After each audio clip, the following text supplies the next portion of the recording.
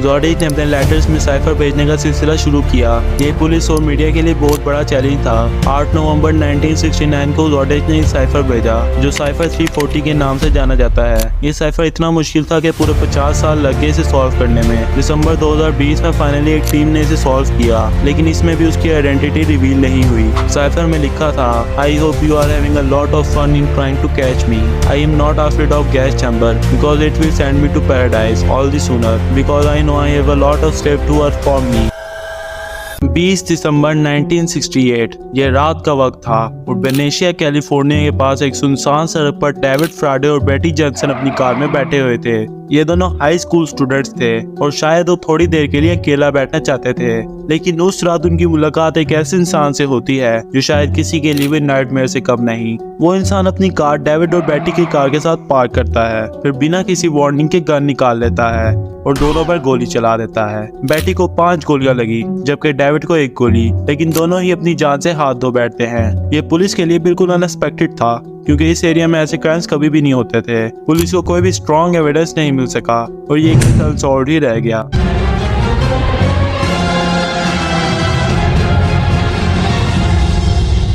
पहले मर्डर के 6 महीने बाद 4 जुलाई 1969 ज़ोडिएक एक और जोड़े को अपना टारगेट बनाता है। इस बार टारगेट बने डार्लिन फेरिन और माइकल मैग्यू जो विलेजी कैलिफोर्निया में अपनी कार में बैठे हुए थे। वो दोनों एक पार्किंग स्पॉट पर बैठकर बात कर रहे थे जब ज़ोडिएक उनके पास आया। पहले तो उसने कुछ भी नहीं किया, लेकिन फिर उसने अपनी गन निकाली और माइकल पर गोली चला दी। माइकल ने कोशिश की अपनी जान बचाने की, लेकिन ज़ोडिएक ने फिर से गोली चला दी और इस बार डार्लिन को भी निशाना बनाया। माइकल को 4 गोलियां लगी, लेकिन वो जिंदा बच गया, जबकि डार्लिन की वहीं मौत हो जाती है। ज़ोडिएक ने इस बार अपनी पहली फोन कॉल की नापा काउंटी शेरिफ ऑफिस को। उसने बताया कि उसने ही ये मर्डर किया है और जो 6 महीने पहले मर्डर हुआ था वो भी इसी ने किया है। पुलिस को ये बात समझ आने लगी कि ये कोई सीरियस किलर है जो अपने क्राइम्स का मजा ले रहा है। अगस्त 1969 के पहले हफ्ते में सैन फ्रांसिस्को के 3 अलग अलग न्यूज़पेपर को एक मिस्टीरियस लेटर मिला। ये लेटर लिखा था ज़ोडिएक ने। उसने इस लेटर में अपनी क्राइम्स का इकरार किया और एक इनक्रिप्टेड मैसेज यानी साइफर भेजा।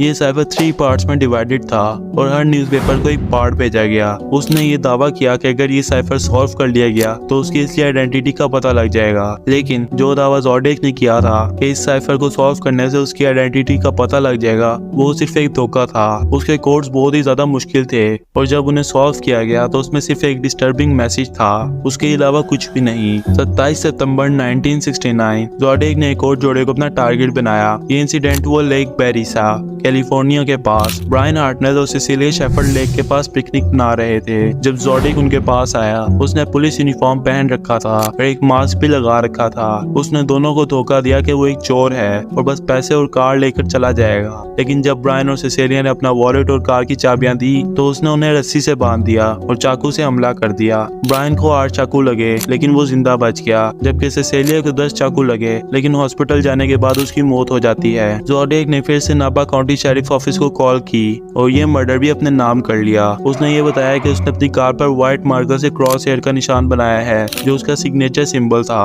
पुलिस को ज़ोडिएक के हाथ लिखा हुआ एक नोट मिला जिसमें उसने अपना सिंबल बना रखा था। 11 अक्टूबर 1969 ज़ोडिएक ने एक और मर्डर किया। ये मर्डर था सैन फ्रांसिस्को का एक टैक्सी ड्राइवर का जिसका नाम था पॉल स्टेन। पॉल अपनी टैक्सी में ज़ोडिएक को राइड दे रहा था। ज़ोडिएक ने उसे रुकने का कहा। जब पॉल ने टैक्सी रोकी, ज़ोडिएक ने उसके सर पर गोली मार दी। उसने पॉल का वॉलेट, कार कीज और एक ब्लडी शर्ट का टुकड़ा उठाया और टैक्सी से निकल गया। यह मर्डर थोड़ा अलग था क्योंकि पहली बार ज़ोडिएक ने अपने विक्टिम को रैंडमली टारगेट किया बिना किसी पार्टिकुलर रीजन के। उसने पुलिस को लेटर लिखा और इस बार उसने अपने लेटर के साथ पॉल स्टेन की ब्लडी शर्ट का टुकड़ा भी भेजा ताकि वो अपनी ऑथेंटिसिटी प्रूव कर सके। इस लेटर में एक और बात भी लिखी थी जो सैन फ्रांसिस्को के लोगों के लिए एक वार्निंग थी। उसने लिखा, school children make nice targets. I think I shall wipe out a school bus some morning, just shoot out the front tyre and pick off the kiddies as they come bouncing out. इस letter के बाद पूरे शहर में डर का माहौल पैदा हो गया। स्कूल बसेस के लिए पुलिस एस्कॉर्ट्स तैयार किए गए और पेरेंट्स अपने बच्चों को स्कूल भेजने से डरने लगे। इस लेटर से पुलिस और मीडिया का खौफ भी बढ़ गया और सैन फ्रांसिस्को की गलियां सूनी पड़ गई। ज़ोडिएक ने अपने लेटर्स में साइफर भेजने का सिलसिला शुरू किया। ये पुलिस और मीडिया के लिए बहुत बड़ा चैलेंज था।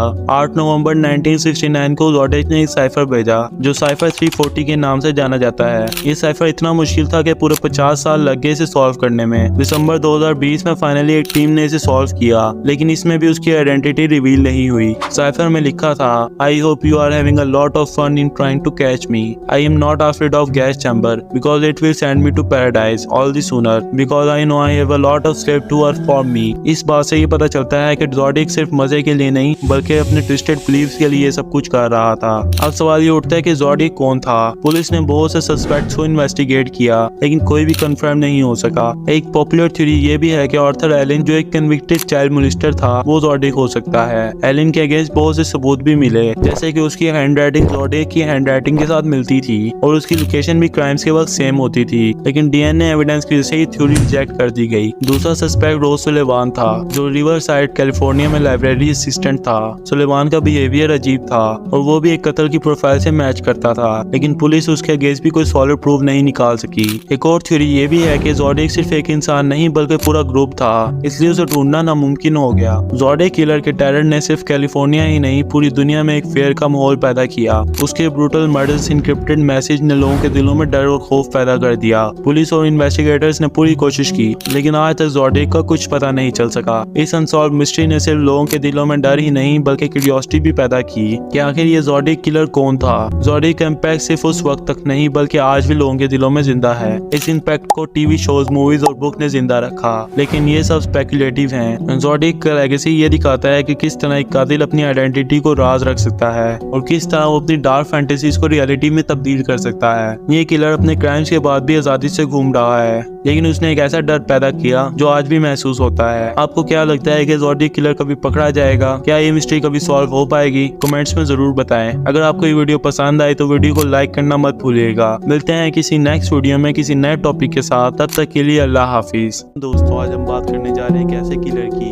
जो 1960s से 1970s तक कैलिफोर्निया के लिए एक नाइटमेयर बना रहा। ये किलर अपने आप को ज़ोडिएक कहता था, और आखिर ये ऐसा क्या छोड़ जाता है कि पूरे 50 साल गुजरने के बाद भी हर मीडिया और न्यूज़ चैनल पर सिर्फ एक ही नाम होता है, द ज़ोडिएक किलर।